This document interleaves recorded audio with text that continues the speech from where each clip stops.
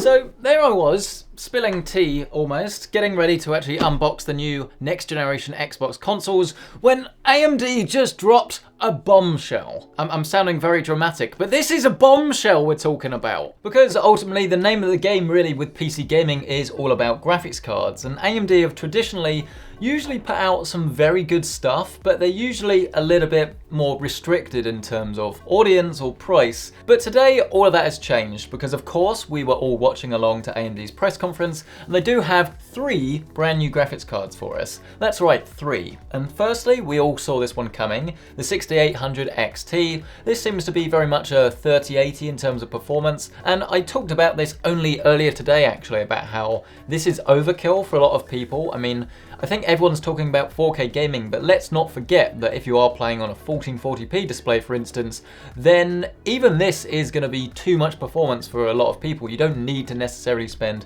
this much money to get what is essentially going to be a real competitive, jaw-droppingly good gaming experience. You can do that with something a little bit lower, which is why they also have the 6800, but focusing on the 6800 XT for a second and comparing it against the RTX 3080, in the benchmarks that AMD have shown off, it does actually appear to beat it in a fair few cases. I think Forza Horizon is clearly going to be like the poster boy at the moment for AMD, maybe soon to be replaced by Dirt 5, because in that game it does look like AMD's architecture does seem to perform a whole lot better.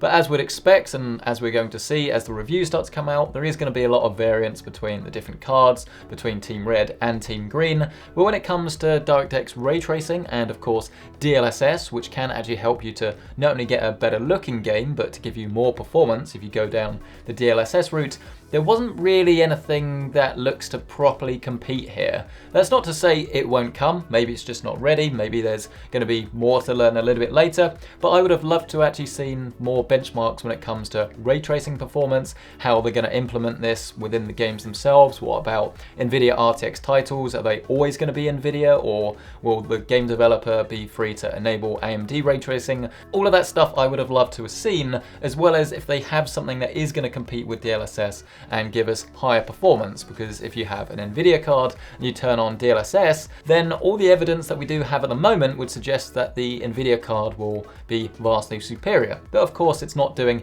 native rendering, but whether that matters is a completely different story. Short answer really is DLSS 2.0 is pretty good and I would turn it on personally. That's not to say AMD don't have some tricks up their sleeve though, because you've probably already noticed that they also sell CPUs or computer processors, and it does look like now we have some sort of technology that is going to allow an all Ryzen system to actually perform a little bit better than maybe like a Intel and an AMD system, with something that they're calling AMD Smart Access Memory.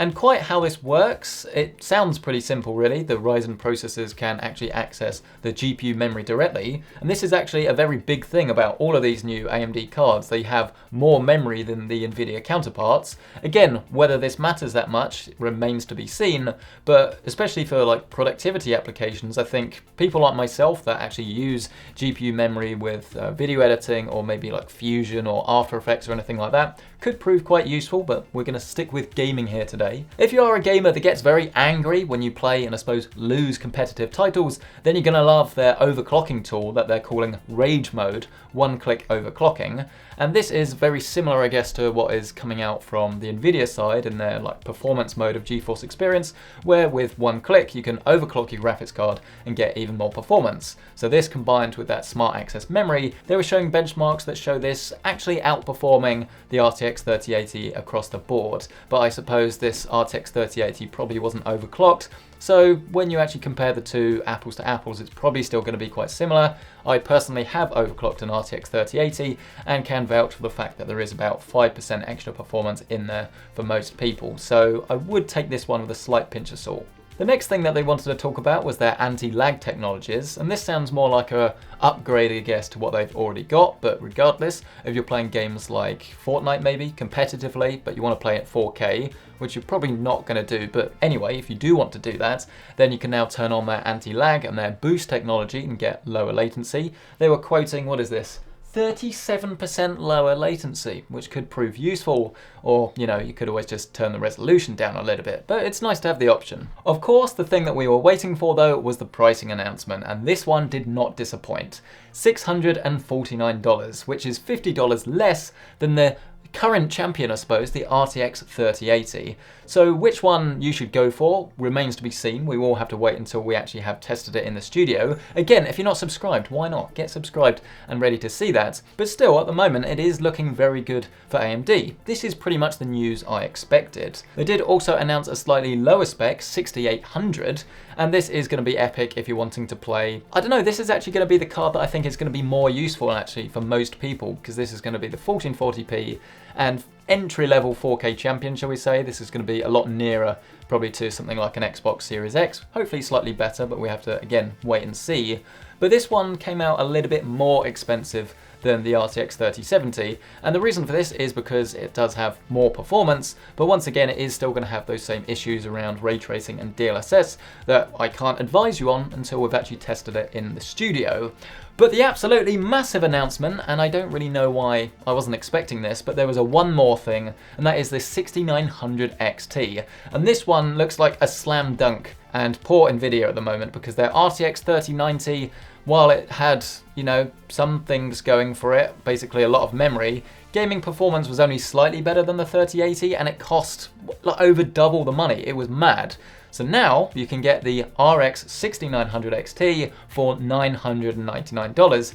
Still a lot of money, but cheaper than an RTX 2080 and just so much more performance. If you really are going to be playing on something like 120Hz 4K TV and you demand the very best, then this is going to be the graphics card for you. It also has a lot of memory, not quite as much as the RTX 3090, but that doesn't really matter because you don't need it for gaming or anything like that. They're not advertising it for 8K gaming, but I mean the 3090 was using DLSS to get there in most games, but it does look like a very exciting time because finally AMD have the best gaming graphics card, according to AMD, which yes, you should take with a little bit of salt, but the point is, how tables have turned. What are Nvidia going to do to counter this? Well, I imagine there's going to be a whole lot of PR trying to spin it, probably focusing on things like those ray tracing games, to be honest, and DLSS. It's pretty much all Nvidia can do at the moment, other than lower the price of the 3090, but I don't see them doing that because the memory is probably very expensive. So when it comes to outright gaming performance, they're going to need to come up with a 3080 Super or a 3080 Ti, and we were expecting this probably like in a year or so, but maybe it will come in a few months' time. Who knows? But all I know is that I am very excited to get testing. You should be very excited as well. And if you've been in that unfortunate position where you've been trying to buy an RTX 3080 and you haven't been able to get one, actually, maybe that will be a little bit of a blessing in disguise. We will not know until we have them in the studio. A massive thank you for you guys for actually watching this video though. Let me know your thoughts down below. Are you team red or team green? This is one of the few times I actually ask that question and want a genuine answer. No fanboying, please, if you can, but do explain your decision. Smash that like button if you've enjoyed it. Get subscribed once again for all of this content that is going to be coming your way.